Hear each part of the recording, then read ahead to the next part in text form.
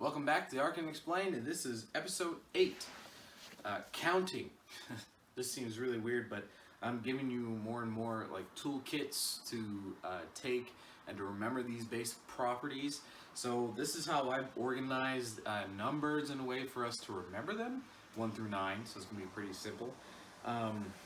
It's not necessarily a bad thing, it's just like when we understand these things and we put them in a specific pattern, we can remember how things are created. Now, this is for a basis of understanding a lot of things, and when we do that, these things are never going to change. These are scientific properties that I'm about to give you. Okay, so when I say counting, also we have to understand that geometry is the basis of math. Now, if we took away language and everything else, how would we know 4? We can draw 4, but does that mean anything? No. Because we can draw 4, give it to another person, another species on another planet, and be like, hey, well, there's 4 of them.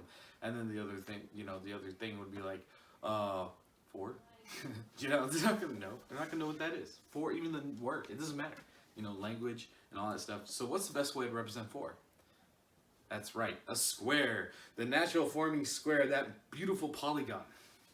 And if we gave a polygon to a society, a square to a society that was, we want to know if they were advanced or not, they should be able to prove a square to us.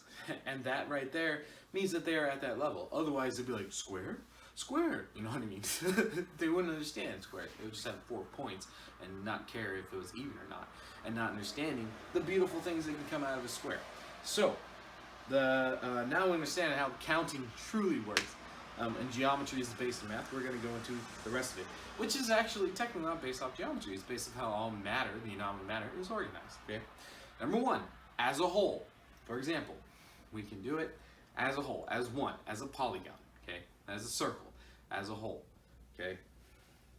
2, and we have to understand a whole before we go any further. Anyways, then we have 2. Like, for example, I like to remember as in the yin and yang. The negative and the positive numbers are gonna have a similarity and a difference in them. Okay, they're gonna, like the 1, for example, 1, 3, 5, and all 7 and all those depend a lot on the even. So it's kind of an interesting thing. But we're gonna go with 2, the yin and the yang.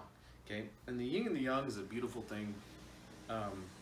Because it's very Buddhism, and the even numbers actually is one of the things that Buddha did awesomely. Is he used those numbers and used those numbers to remember the divine truths and stuff like that. It's a beautiful thing.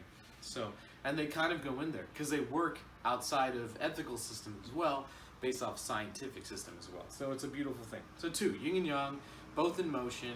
I like to remember as the in and the out as well with the yin and yang. I also like to remember as the male and the female property. Okay, those are 2 very important things, 2 very different things, but yet they exist in almost every species other than ants and bees. Other than that, every species has a male and a female. So it's a powerful thing. Then we got 3. If you don't know what quarks are, it's what makes up a proton, a single proton. If you don't know what a proton is, that's in the nuclei of an atom, which is like the base thing that makes up everything else, okay? So, and depending on how many protons you have, depends on how, what your atom is, like hydrogen, helium, and everything else like that, and your electrons and stuff. But we'll talk about that further later, in greater detail, something that I'm thinking of anyways. So, a proton is usually made of 2/3, 1/3. 2/3 down and 1/3 up. So, like the Triforce I showed you earlier, that would be 2/3, okay? So the 1/3 was the one not touching a point, and the 2/3 was the one touching a point, okay? But we understand that the 2/3, 1/3 is actually giving us 3 parts, okay? So there's 3 as a whole. However, it's made of 2 parts, so we have that 2 in there. 4 usually forms a family. We'll understand that later on when we start going further down.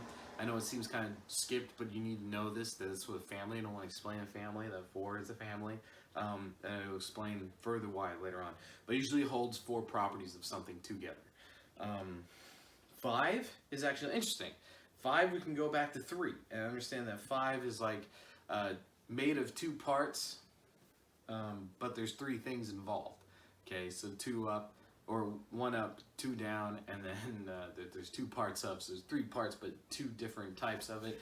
That's how I remember 5. It can be shown in other examples as we start going further out and understanding these things as well. 6 is always, remember the wavelengths. Wavelengths like to be in 6, okay? So we always have that beautiful wavelength thing going on that, I have to explain something. So the wavelengths are pretty awesome because they usually divide in 6. They actually technically divide in 3, but it's understanding like light. We have to understand tachyon theory, the Braydon, the light particle, and then the luxon. Okay, so the luxon is not created unless it hits a atmospheric or a particle atmosphere. It has to hit a particle atmosphere to create the luxon. Otherwise, it wouldn't be. It would just be that Braydon going whoop on the planet. But it has that beautiful atmosphere that causes the light and then causes the luxon. Okay, so but that gives us the 6, in other words. And we know the light there has the 6 anyways, okay? Because that's how I remember wavelengths and how light is separated. But then we have those other things that are part of it too. So it's a beautiful thing. Just think of the luxon that hits you before the light does. It's a weird one. And even normal lights produce luxons. Well, why? Because we live in a particle atmosphere. I hope you got that one right. Okay, so next one, 7, my favorite, DNA. We take, for example, chromosomes have 2/3. They have these 2 parts in the chromosome that actually line up on the ends of the chromosome, and then there's a 1/3 that's right in the middle that kind of holds your DNA strand that way, right? Your chromosome that way. So the beautiful thing about that is that the chromosome is made up of 4 parts of that create it all the way through, which I believe is ADGT or something like that. Anyways, but there's 4 parts that create DNA, okay, in a specific order, but there's 4 of them, and it's held together by 3. So that's how I remember 7, DNA. 8 is a rotation, 2 squares of 4, and we'll talk about the rotation later, but usually it's a full rotation like the divine truths that go within itself and all that stuff. 9, I remember this one as dimensions, actually, because we go 3, 3, and 3, but what it really is kind of like saying the cell tissue, the entire body, right? So we're going all the way down to the cell, and then we're coming all the way back out.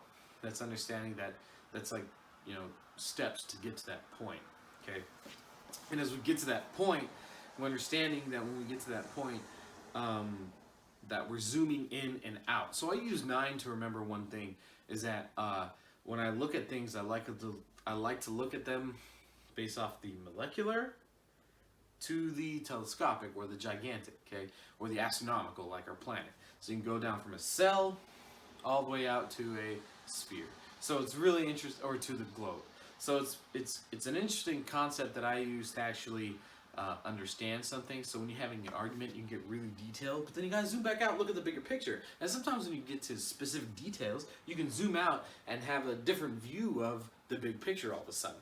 So it's a really good tool that I like to use, like zooming in and zooming out, that one. So anyways, that is Arcane Explained, episode 8, Counted. Thank you for watching.